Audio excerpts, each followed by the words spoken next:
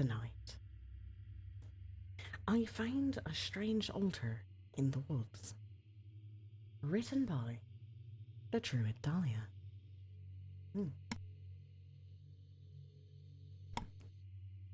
The night was dark and stormy, with lightning illuminating the sky like a strobe light. I could feel the electricity in the air, the hairs on my arms standing on end. As I sat at my desk, my fingers tapping against the keyboard, I couldn't shake the feeling that something was watching me. I had always been drawn to the macabre, to the things that went bump in the night.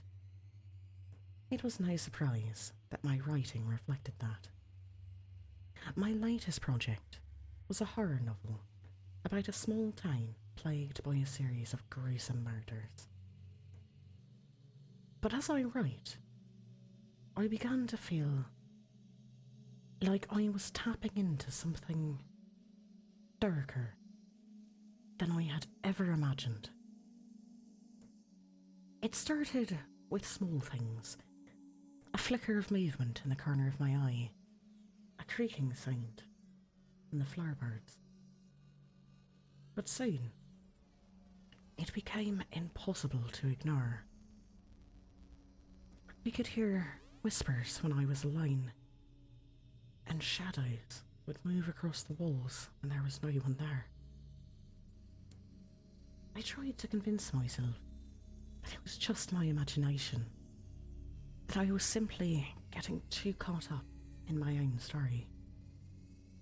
But as the days went by, the fear grew stronger. I began to feel like I was being watched, like there was something waiting for me in the shadow. And then, one night, I saw it. A figure standing in the corner of my room, its eyes glowing in the darkness. I tried to scream, but no sound came out. I was frozen, paralysed with terror. From that night on, I knew that I was no longer in control of my own story. The horror had taken on a life of its own, and I was just a vessel for its darkness. As I continued to write, I felt like I was summoning something evil, something that would consume me if I wasn't careful.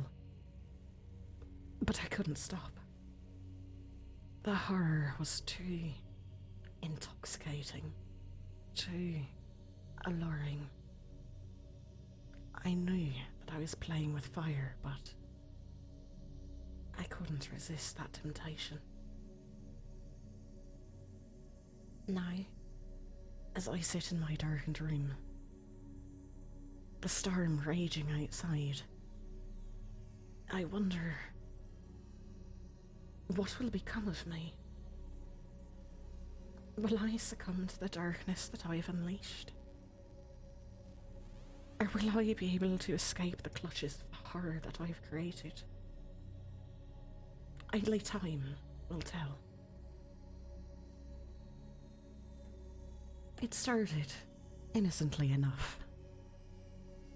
I had written a synopsis of the plot for my new novel, which was approved in no time by my publisher, and I was given a sizable advance.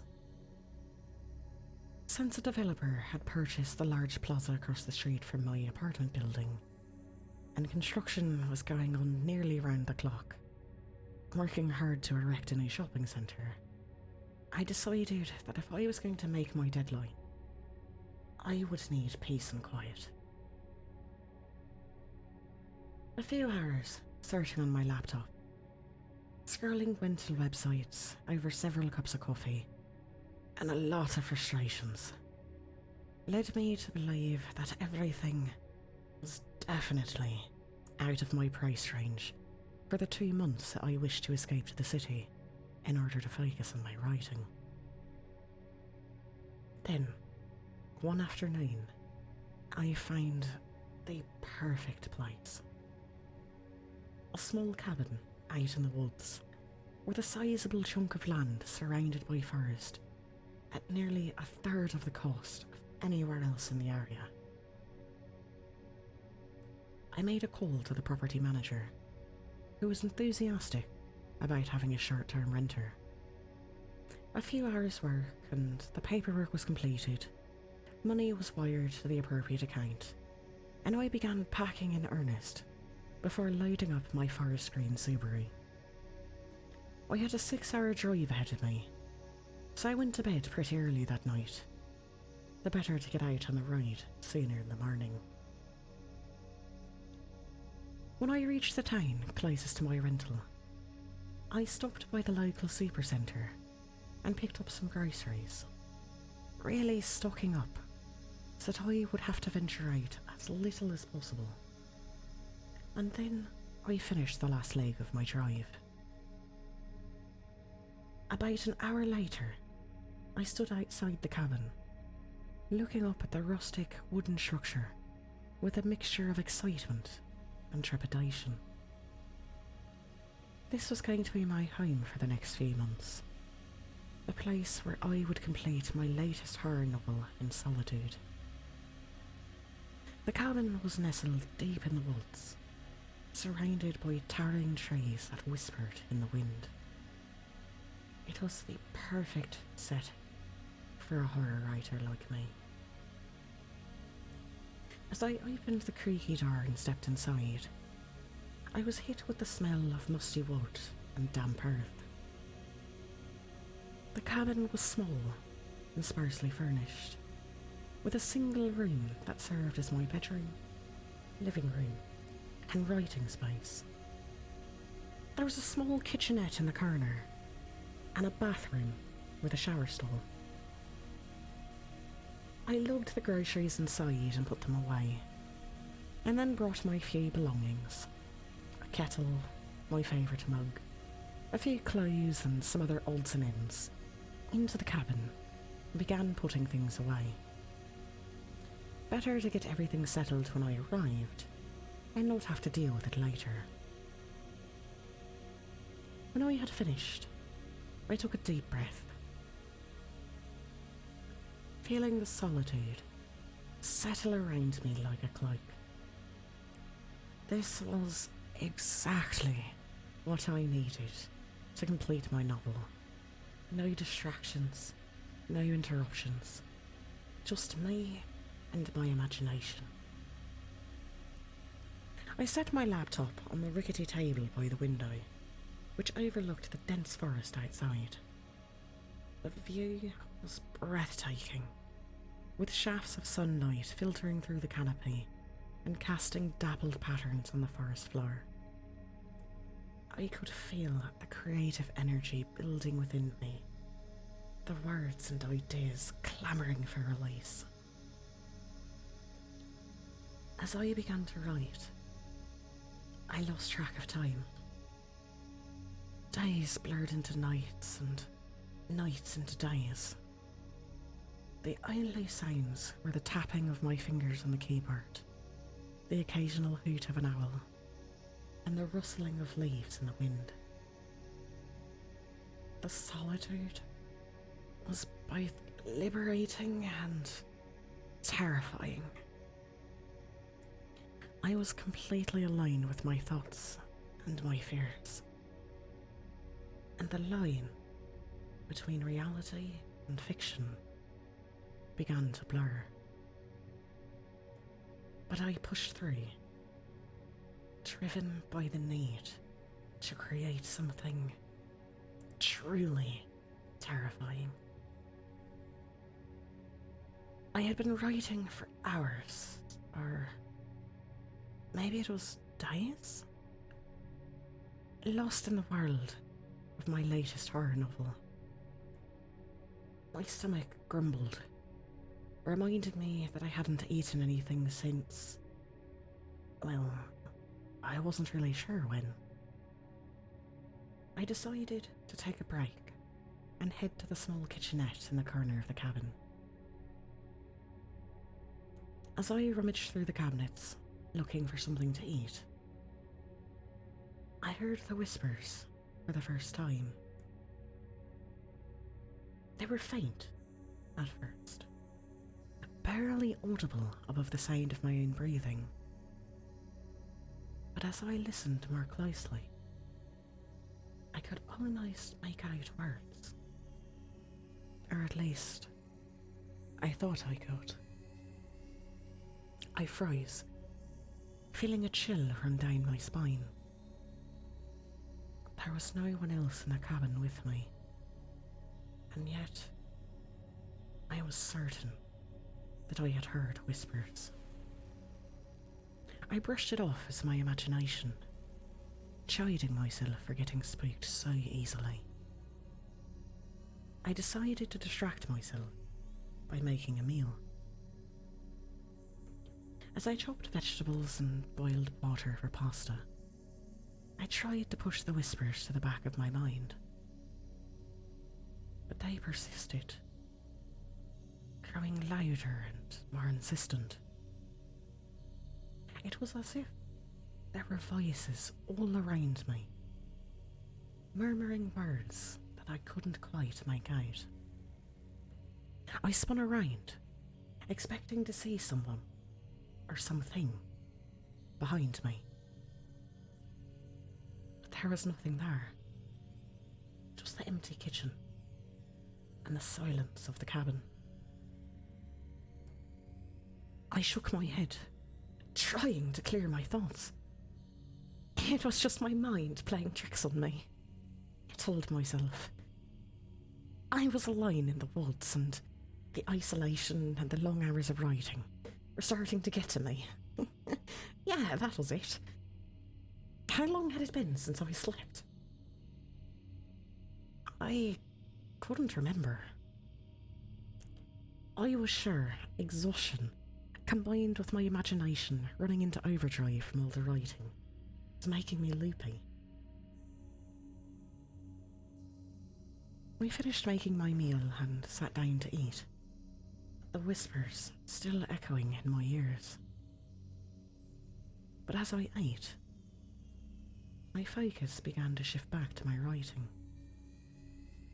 The characters in my novel calling out to me, urging me to return to their world. I finished eating and washed up the few dishes that I had used.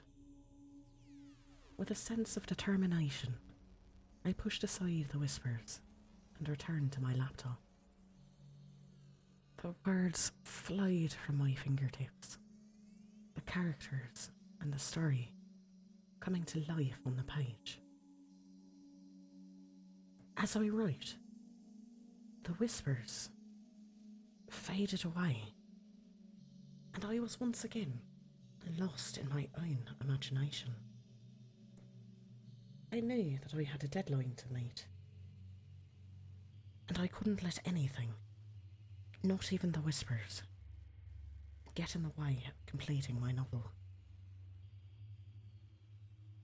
That night, I was exhausted from a long day of writing, so I curled into bed and pulled the covers up to my chin. The cabin was silent, save for the occasional hoot of an owl outside.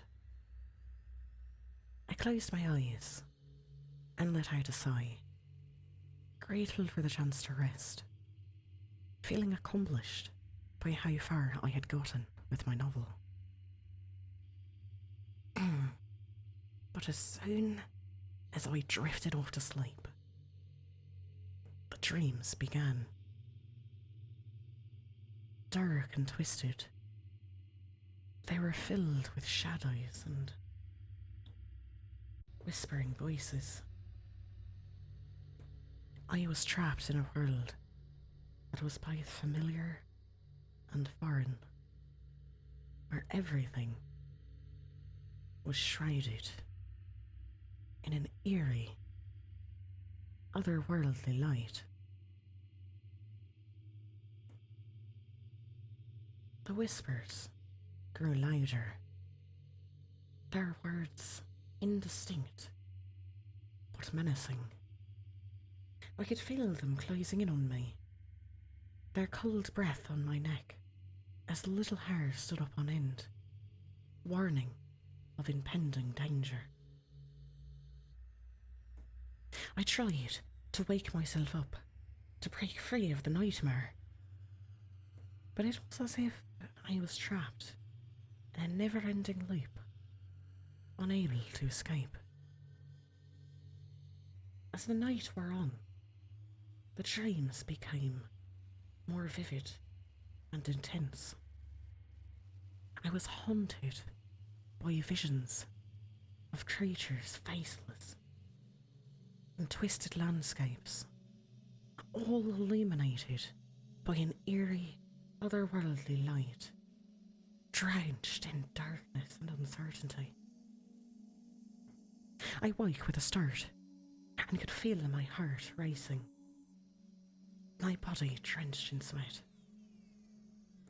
I was afraid to open my eyes, afraid of what I might see. I laid there in the darkness, trying my best to remain still, squeezing my eyes shut.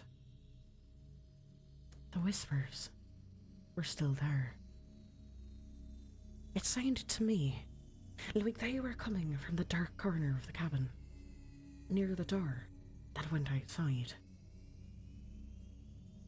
Terror and curiosity were warring within me as I lay there, drenched in cold sweat, torn between wanting to open my eyes to see who, or what, was in the cabin with me, and not wanting to know after all. In the end, curiosity won out.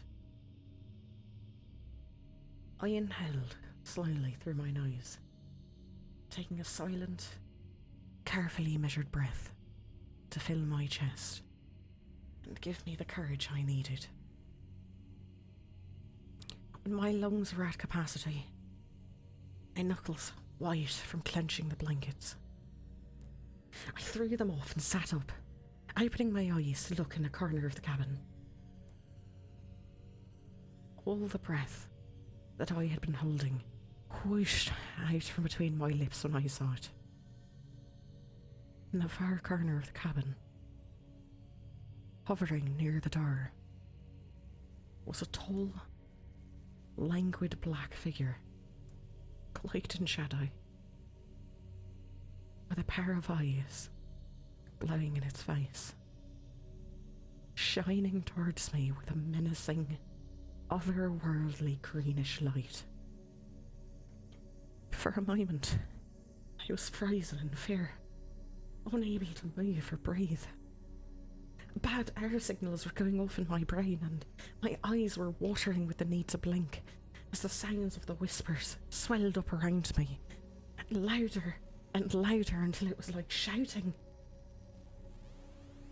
With what felt like a Herculean effort, I took a breath and blinked. My eyes were closed for just a fraction of a second, but when I opened them again, the figure and its piercing eyes were gone, as were the whispers. I leapt out of bed and rushed to the light switch on the wall. The cabin was just as I had left it, clean and empty. I chided myself. Clearly, it was just a bad dream. Shaking my head, I turned the light back off and climbed into bed, shaken, trying to get back to sleep. Eventually, exhaustion won out and I fell back into a fitful sleep. When I woke up in the morning, I was still shaking with terror from the night before. I knew I couldn't let the dreams get to me. I had to finish my novel, no matter the cost. But as I sat down at my laptop couldn't shake the feeling that something had changed. The whispers lingered at the edge of my consciousness, a constant reminder of the darkness that lurked within me. I sat at my laptop, fingers hovering over the keys. The words that had come so easily the days before now seemed to elude me, and I struggled to find my rhythm. I started a line, backtracked, started again. The blank page was taunting me. Eventually, I had to resign myself to a new document and just begin typing. An old trick that a schoolteacher had taught me a long time ago to help get over writer's block. Just start writing, whatever comes to mind, until the words begin to flow easily again. But as I typed, the words began to take on a life of their own. Characters seemed to leap off the page, their motivations and fears becoming more and more real with every passing moment, until I was feeling them in my own body. The hairs on the back of my arm standing on end, a shiver running down my spine, a tear coming to my eye. Whatever the characters were feeling, I was feeling myself. I watched in amazement as the plot twisted and turned, taking on a life all its own. It was as if the story was becoming something more than just words on a page. It was a living, breathing thing with a will all its own. And I was just the vessel being used to bring it to life. The hours flew by as I wrote, my fingers flying across the keyboard. Once again, time had no meaning, as I was lost in the world of my own creation. As the night wore on, the story began to take a darker turn. The characters were no longer in control. It was as if they had become puppets, dancing to the tune of some unseen farce. I could feel their despair, their desire to go in one direction, and this unseen Machiavelli thrusting them where it desired instead. I shivered, feeling a chill that was entirely my own run down my spine. What had started as a simple horror novel had taken on a life of its own, and I was no longer sure where the story was headed. But I couldn't stop writing. I was too caught up in the world that I had created, too invested in the fate of my characters. And as I write on, long into the night, the story twisted and turned, a never-ending dance of darkness and fear.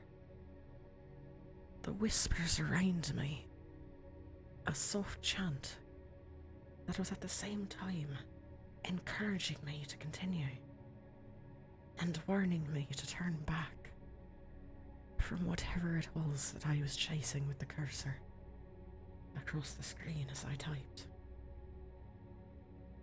When I finally closed my laptop, I was exhausted, but exhilarated. The story had taken on a life of its own, unlike anything I had ever written before, and I couldn't wait to see where it would take me next.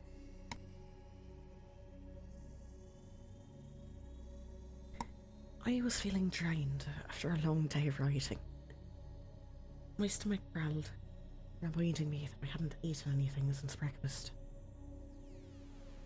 I was too tired to make a proper meal, so I headed to the kitchen to make a cup of tea instead.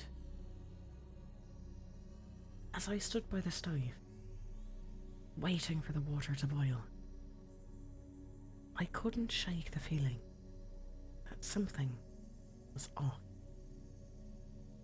It was as if I was being watched. The hairs on the back of my neck standing on end. I kept turning around, expecting to see someone standing behind me, to see those piercing green eyes again. But the kitchen was empty. The only sound the soft hiss of the kettle. I tried to dismiss the feeling, telling myself that I was just tired and overworked. But as I poured the hot water into my mug, the feeling only grew stronger. Despite having spent countless hours writing, I was filled with a desire to return to my laptop, to bring my fingers back to the keys and continue, to see where this strange dance of imagination would lead. I sipped my tea, staring out into the darkness beyond the window. It was so quiet, so still, as if someone had pressed the pause button on the world itself. No wind whipped through the tree. No owls were hooting. Even the moonlight itself seemed to be a singular, frozen sheet of light upon the ground. As I stared out the window, consumed with the strange fascination of stillness, I noticed something for the first time in a long time. The silence. The whispers that I had become so accustomed to were gone. But then, almost as if in response to my realization, I heard it. A soft whisper, barely audible over the sound of my own breathing. Dahlia. I froze upon hearing my name, my heart racing as I strained my ears to listen for more, trying to pick out any sound, any other word. I held my breath. There was nothing, just silence. I put my mug down, my hand shaking. I had to get out of the kitchen. I had to get away from whatever was watching me. I turned to leave, but something caught my eye. A shadow, flickering in the corner of my vision. I spun around, but there was nothing there. Just my own reflection in the darkened window. I shook my head, trying to dispel the fear that had taken hold of me. It was just my imagination. Just my overactive writer's brain, working overtime. But as I left the kitchen, I couldn't help feeling that I was leaving something behind. Something that was still watching, still waiting. I crawled into bed, my body aching with exhaustion. But despite my weariness, sleep seemed to elude me. I tossed and turned, my mind racing with images from the story I had been working on. The shadows and whispers of my dreams seemed to follow me into the waking world, haunting me even as I lay in bed. I tried to relax, tried to clear my mind and find some measure of peace. But the more I tried to ignore the voices in my head, the louder they seemed to grow. I buried my head under the pillow, hoping to block out the sound. But it was no use. The whispers only seemed to grow louder until they were all I could hear.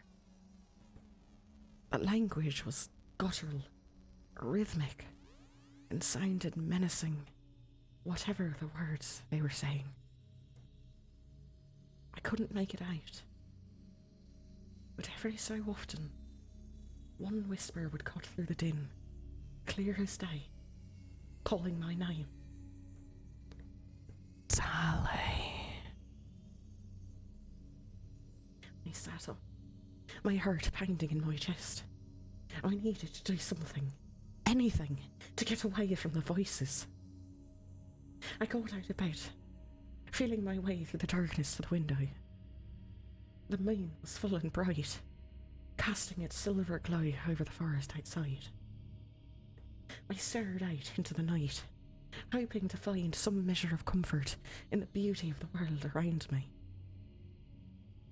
But even the moonlight seemed to take on a sinister hue, casting long shadows that seemed to stretch out towards me.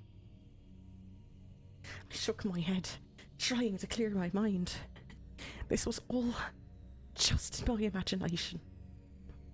I was a horror writer, after all. It's my job to create nightmares. But despite my rationalizations, I couldn't shake the feeling of unease that had settled over me. The longer I stood there, the more I felt like I was being watched. Like something was waiting just beyond the trees.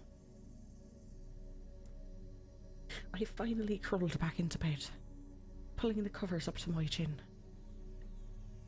But the whispers and shadows followed me, haunting me even as I closed my eyes and tried to find some measure of peace.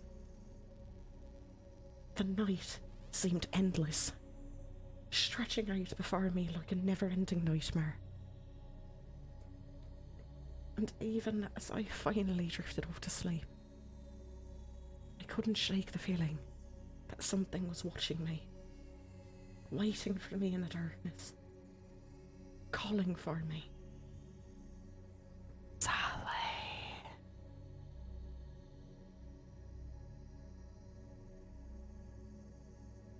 I blinked, blearily, trying to make sense of the darkness that surrounded me. It took a moment for me to realise that I had slept through the entire day, and the sun was now setting outside. I groaned, feeling a wave of frustration wash over me. How could I have wasted an entire day like this? I had so much work to do, so many ideas that still needed to be fleshed out and written down. I got out of bed, feeling stiff and sore from lying in one position for too long. As I stumbled towards the bathroom, I couldn't help but berate myself for my lack of discipline. What kind of writer was I, if I couldn't even keep a basic schedule? How was I ever going to finish this novel if I couldn't even manage my own time properly? I made my way to the bathroom and splashed some water on my face, hoping to shake off the fog that seemed to be clinging to my brain. But even as I tried to focus, my mind kept wandering back to the hours that I had wasted sleeping. I felt like I was letting myself down. Like I was falling short of the expectations I had set for myself. As a writer, I prided myself on the ability to work tirelessly, to push myself to the limit in pursuit of my goals. I stood before the mirror, taking in my reflection with a critical eye. My wild, curly hair fell in tangles around my face, a few strands sticking to my sweaty forehead. I brushed them aside, revealing my piercing green eyes that sparkled with a hint of mischief. My nose was slightly crooked, the result of a childhood accident, and my lips were full, with a natural pout that adds to my enigmatic appeal. Despite my youth, there is a weariness in my eyes. That heaviness that comes from spending countless hours hunched over a laptop, tapping away at the keys. As I examined my reflection, I could see the shadows that had formed under my eyes, the telltale sign of the sleepless nights spent lost in my own imagination. But there was also that same fire in my gaze, a fierce determination that refused to be extinguished. I knew that I was young, that I still had much to learn, but I was driven by an unrelenting need to create, to explore the darkest corners of the human psyche. I resolved that I would need to explore the depths of my own fears if I was ever going to make it in this industry. I straightened my posture, lifting my chin in defiance of the doubts that were threatening to consume me. I was a young woman in my mid-20s, with a gift for storytelling that set me apart from the rest. As I stared into the mirror, I knew that I was ready to take on whatever horrors lay ahead, both in my writing and in life. I wasn't going to let an overactive imagination stop me from achieving my dream, becoming the new household name in horror. But now, as I stumbled through my cabin in the fading light, I felt like I had failed. I had lost an entire day to sleep, to laziness, to a lack of focus and drive, and, more importantly, to my own overactive imagination. I knew that I needed to get back on track, to redouble my efforts and make up for the time I had lost. But the knowledge didn't make me feel any better. If anything, it only added to the weight of disappointment that was settling over me. As I sat down at my desk, ready to dive back into my writing, I couldn't help but feel like I was already behind. Like I had already lost the race before I had even started.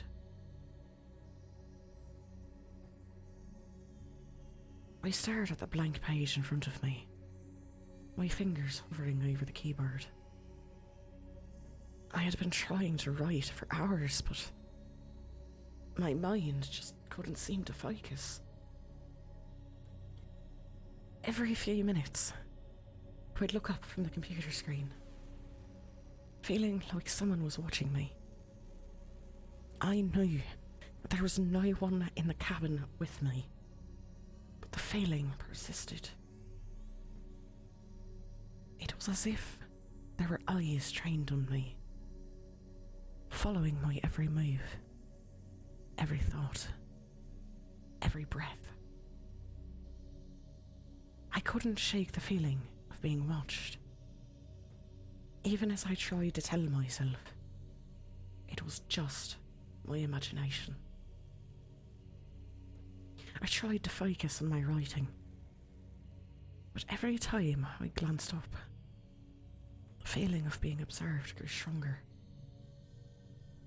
It was like a weight on my shoulders, a sense of pressure that made it hard to breathe. I rubbed my eyes, feeling the beginnings of a headache creeping in. Maybe I just needed to take a break, to get some fresh air and clear my mind. But even as I pushed my chair back from the desk, I couldn't shake the feeling of being watched. It followed me through the cabin, like a ghost that refused to be banished. I tried to rationalise it, to tell myself that it was just my own fears playing tricks on me, but the feeling persisted, growing yet stronger every passing moment. As I stepped outside, I felt a shiver run down my spine. The woods that surrounded my cabin were silent, save for the rustling of leaves in the wind. But as I took a deep breath, trying to calm my racing heart, I knew that something wasn't right. The feeling of being watched was still there, like a shadow that clung to me no matter where I went. I tried to shake it off, to focus on the beauty of the woods around me. But even as I marvelled at the colours of the leaves and the way the sunlight filtered through the trees, I couldn't help but feel like I was being observed. It was like there was something out there in the darkness of the woods, watching me. As much as I tried to deny it, I knew that it was real. I gave up on my attempt at writing for the evening and settled into bed once more to be plagued by a fitful sleep and more uneasy nightmares. Gone were the whispers and twisted figures of my previous dreams. Instead, I felt nothing but a crushing, all-consuming emptiness and the distinct feeling of being a rat in a cage, watched from the outside of my enclosure by some nameless, faceless giant that never blinked. After spending the following day restless and unable to get any work done, I walked into the woods as the last of the daylight faded from the sky. It was as if something was drawing me onward, a pull that I couldn't resist. The trees around me were silent, but I could feel the weight of countless eyes watching me. I tried to shake the feeling off, telling myself it was just my imagination running wild. But the more I walked, the stronger the feeling grew. It was like a whisper on the wind, a sense of danger lurking just beyond the trees. I pushed deeper into the wood, my heart pounding in my chest. Every rustle of leaves, every snap of a twig sent a jolt of fear through me. But still, I couldn't stop. It was like something was calling to me, drawing me deeper into the darkness. As I walked, the trees around me began to blur together, like a twisted maze that I couldn't escape. The shadows grew darker, the air colder. And still, I walked on, that pull growing stronger with every step. It was only when I heard the whispering voices that I realised how far I had gone. They were like echoes on the wind, words that I couldn't quite make out. But as I listened closer, I knew they were calling to me, speaking to me. I tried to turn back, to flee from the darkness that surrounded me, but it was like the woods had closed in, trapping me in their embrace. The whispering grew louder, guttural and rhythmic, rising up through the trees like the sounds of distant drumming. The eyes watching me from the darkness became more and more real, until I could see them, glowing like embers in the night. I knew then that I had gone too far, that I had stepped beyond the boundaries of the world I knew. But still, I walked on, drawn deeper into the heart of the woods by the whispers and the eyes that watched me from the shadows. And as I continued to walk deeper into the woods, the feeling of being watched only grew stronger. Every rustle of leaves, every snap of a twig sent a jolt of fear through me. But despite my growing sense of unease, I couldn't help feeling like I was being drawn toward something. As I pushed past the trees, I found myself standing in a small clearing. In the centre of the clearing was a stone altar, unlike anything we had ever seen before. The altar was made of a dark, polished stone, and it was covered in strange, occult symbols that seemed to pulse with an eerie energy. As I approached the altar, I could feel the hairs on the back of my neck standing on end. There was something undeniably powerful about this place. Something that I couldn't quite put my finger on. But despite my fear, I couldn't help feeling drawn to the altar. It was like a magnetic force pulling me closer, urging me to touch the smooth, cool stone. With a shaking hand, I reached out to touch the altar. I could feel a strange energy coursing through my body. It was like the altar was alive, pulsing with dark, ancient energy. Some unknown power. I knew then that I had stumbled upon something dangerous. Something beyond my understanding. But despite the warning bells ringing in my mind, I couldn't help but feel like I had discovered something incredible. As I stood there in front of the altar, I could feel a strange energy pulsing through me, as if the stones themselves were speaking to me. And then, suddenly, the whispers that had been haunting me since my arrival at the cabin became clear.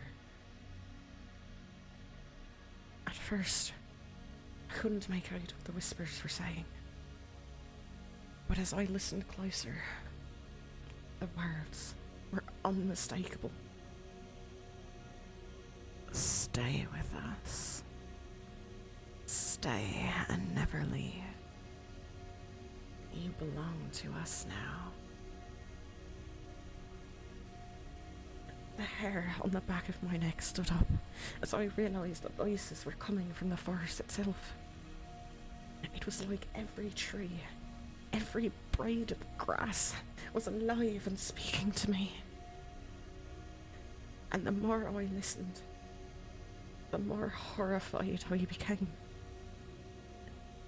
The voices were speaking of unspeakable things, of ancient rituals and dark, forbidden knowledge.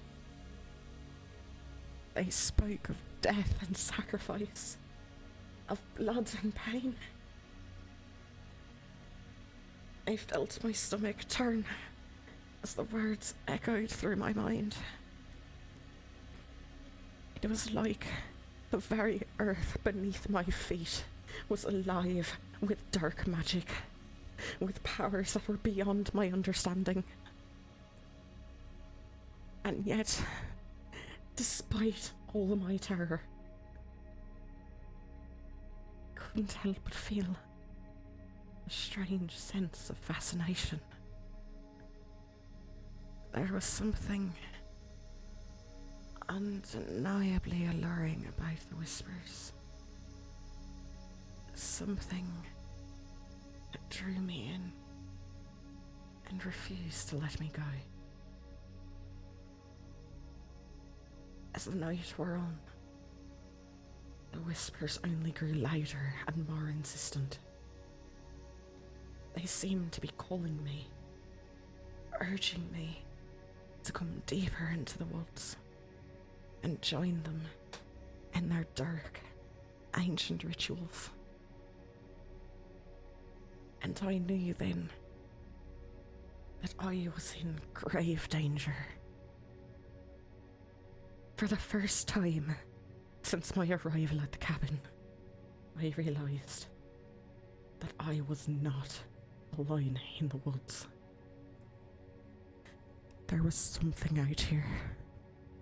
Something dark and malevolent. And it was calling to me. The whispers grew louder. I found myself unable to resist their pull. It was like they had taken hold of my mind and were leading me deeper and deeper into the woods, towards a place I knew I should never go.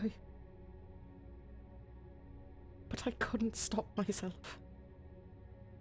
Something inside me was driving me forward. A curiosity and a fascination with the dark powers that lay hidden in the heart of the forest. And then suddenly, I came upon it. The ritual site.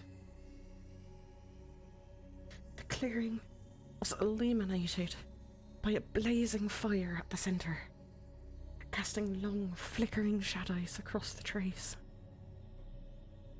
Around the fire, shadowy figures moved in a macabre dance, their movements synchronised with the pounding of drums that echoed through the forest.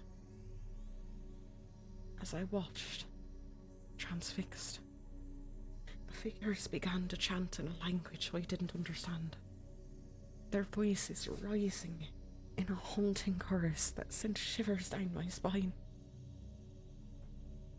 And then, as if sensing my presence, one of the figures turned to me.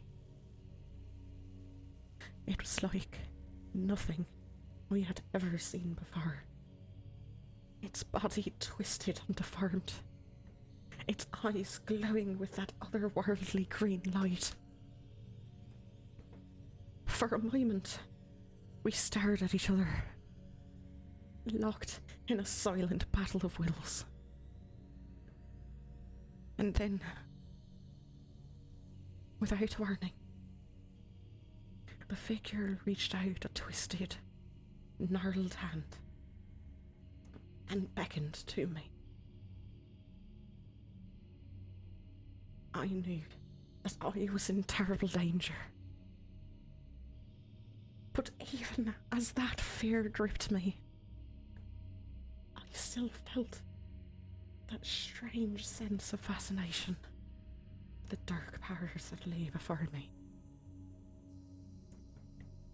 And as the figures danced on, their movements growing more frenzied and wild, I knew that I was about to be thrown into a world of darkness and magic that I would never be able to escape. As the shadowy figure beckoned me forward, I felt that strange mixture of fear and fascination wash over me. Part of me knew that I should turn and flee, to run back to the safety of my cabin in the woods. But another part of me, a darker part, was drawn to the power and mystery of the dark ritual site.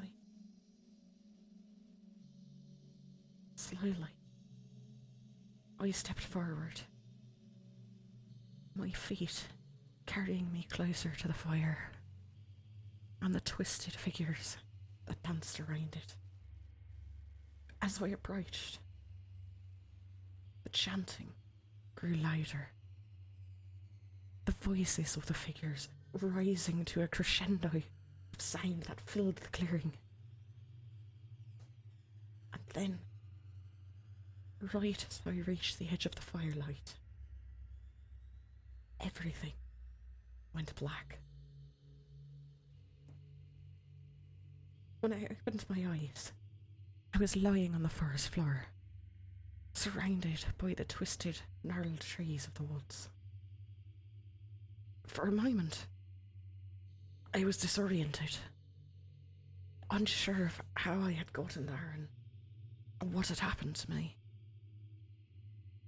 But then, as my eyes adjusted to the darkness, I saw movement out of the corner of my eye. Slowly, I turned to face it.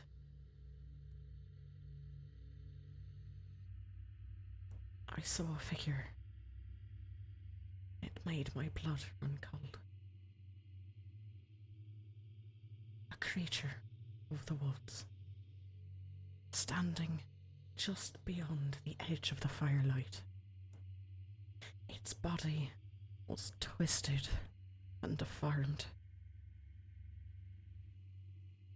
and its eyes glowed with an eerie, impossible, otherworldly light. And then, as if sensing my fear, the creature began to move forward, its steps slow and deliberate. As it approached, I knew that this was the end. There could be, would be, no escape from the monster born within my own mind. And as the creature reached out a twisted, gnarled paw towards me, I knew that I was about to become a part of it, to be drawn into the shadows of the forest forever. My heart pounded in my chest as I scrambled to my feet as fast as I could, the creature's snarls and growls echoing in my ears. I knew that I had to get as far away from it as possible, that my only hope was to outrun it. My feet pounded against the forest floor, my breath coming in ragged gasps as I pushed myself to go faster, to go farther. But no matter how hard I ran, I could still hear the creature's snarls and growls, its heavy footfalls crashing through the underbrush behind me. I dared a quick glance over my shoulder and saw the creature, its twisted body bounding through the woods like a mad beast.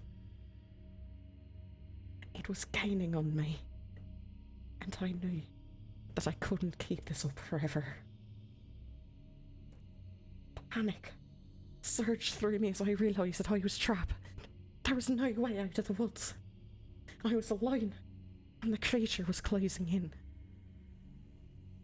But then, just as it seemed that all hope was lost, I saw a glimmer of light through the trees ahead. It was my cabin, my only sanctuary from the horrors of the woods. With a renewed burst of energy, I pushed myself to run faster, my feet pounding against the forest floor with desperate intensity. And then, just as the creature was almost upon me, I burst through the trees and into the safety of my cabin. I slammed the door shut behind me, my heart racing as I leaned against it, trying to catch my breath. For a moment, there was silence. And then I heard the creature outside, its snarls and growls echoing through the darkness. But for now, at least, I was safe. As I collapsed onto the floor, my heart racing, I knew that I had narrowly escaped a fate worse than death. With trembling hands, I scrambled to pack my belongings, throwing everything haphazardly into my bag. I knew I had to get out of there, to leave this cursed place and never look back. But as I hurriedly zipped my bag, I could hear the creature outside, its snarls and growls getting louder by the second. I knew that I had to be quick, that I couldn't afford to waste a single moment. I took a deep breath and opened the cabin door, peering out into the darkness. The creature was nowhere to be seen, but I could hear its heavy breathing and the sound of its footsteps echoing through the woods, circling the cabin, waiting for me to make a single, fatal mistake. I knew that I had to make a run for it, to get to my car and get out of here as quickly as possible. I took another breath, steeled myself, and sprinted out of the cabin, my bag slung over my shoulder. I could feel the creature's hot breath on my neck, could hear its growls growing louder and more ferocious with each passing moment. But I didn't dare look back, didn't dare slow down for even a second. And then, just as I was about to reach the safety of my car, I heard the creature's snarls and growls growing louder, its footsteps pounding against the forest floor, racing me like a locomotive. I threw open the car door and jumped inside, slamming it shut behind me. I fumbled with the keys, my heart racing as I tried to start the car. And then, finally, the engine roared to life, and I threw the car into gear, speeding away from the cabin and the horrors of the woods behind me.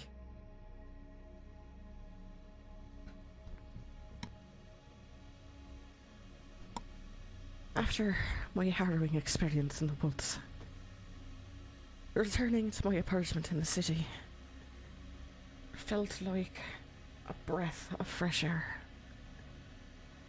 The hustle and bustle of the streets, the honking of the horns, and the chatter of pedestrians all helped to soothe my nerves and ease my fears.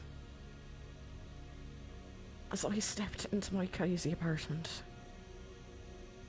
I felt a sense of relief wash over me. Everything was just as I had left it. From the books piled high on my shelves, to the comfortable armchair in the corner. I sank into the armchair with a sigh, feeling the familiar embrace of my own space. The smell of my favourite candle, a lavender and vanilla blend, wafted through the air, and I breathed it in deeply, savouring its comforting scent. For a moment, I let myself relax, closing my eyes and focusing on the sounds of the city outside. The distant hum of traffic, the laughter of people on the streets, the clanging of the construction work in the distance, all felt like a balm to my shattered nerves. But as the night wore on, I found myself unable to shake the memories of the creature in the woods. I tossed and turned in my bed, the shadows on the wall twisting and turning in my mind's eye. Eventually, though, exhaustion overtook me, and I drifted into an uneasy sleep. My dreams haunted by the same shadows and whispers that had plagued me in the woods. But even in my troubled dreams, I felt a sense of comfort in the familiarity of my own space, knowing that I was safe and secure in the heart of the city. And as the first rays of sunlight filtered through my window, I felt a glimmer of hope that I could leave the horrors of the woods behind and move forward with my life. A month has passed since my harrowing encounter in the woods, and I was finally ready to return to the manuscript of my novel. Though the memory of the creature still haunted me, I felt a renewed sense of purpose as I sat down at my desk and opened my laptop.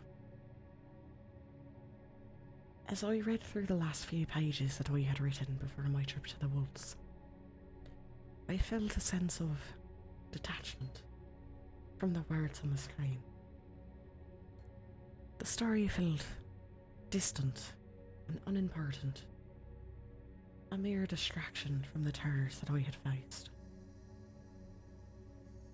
But as I continued to read, I began to feel a flicker of excitement deep in my chest. The characters I had created, the world I had built, calling out to me, begging to be completed. With a renewed sense of focus, I began to type, letting the story flow through me as I fleshed out the plot and added depth to the characters.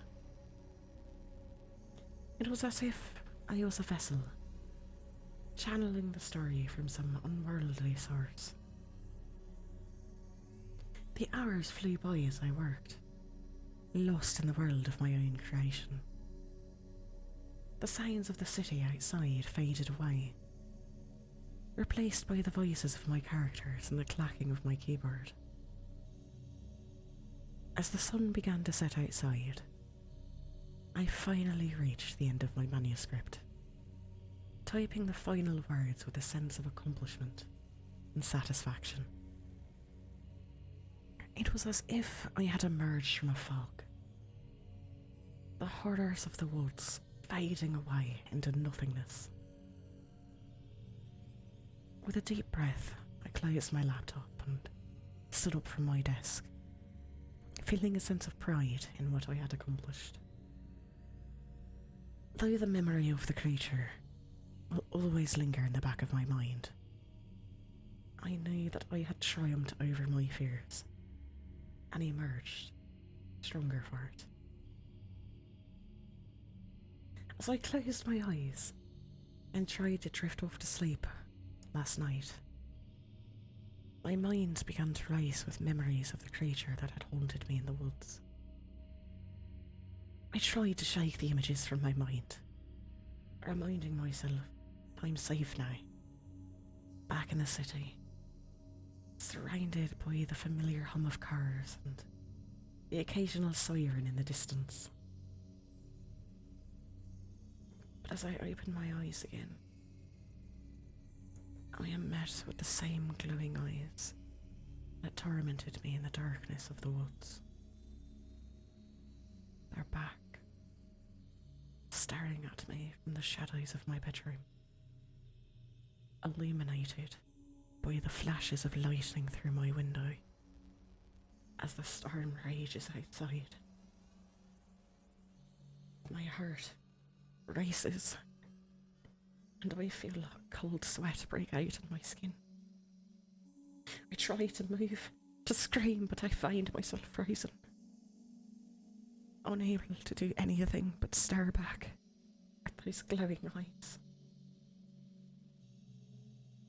The eyes begin to move, and I can hear a low growl emanating from the darkness. I know I need to act fast before the creature comes any closer, but I don't know where to go. I have nowhere to run. Even now, the soft glow of my laptop screen is fading. Only the soft clicking of my typing seems to stall whatever beast is stalking me from the shadows. But the battery is almost dead. Then it will come for me. Sal.